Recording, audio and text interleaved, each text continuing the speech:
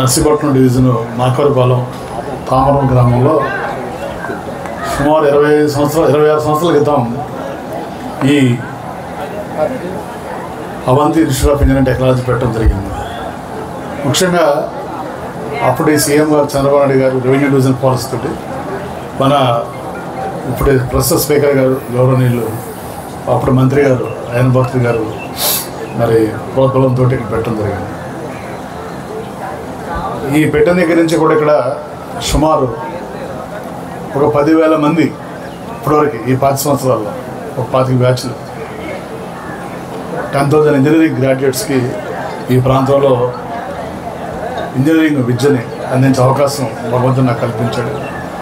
దానికి సహకరించినటువంటి స్థానిక నాయకులకి, అలాగే తల్లిదండ్రులకి, విద్యార్థులకి, అధ్యాపకులకి, అలాగే మీడియా మిత్రులందరికీ కూడా ధన్యవాదాలు. మరి గత 10 సంవత్సరాల నుంచి కూడా చూసుకుంటే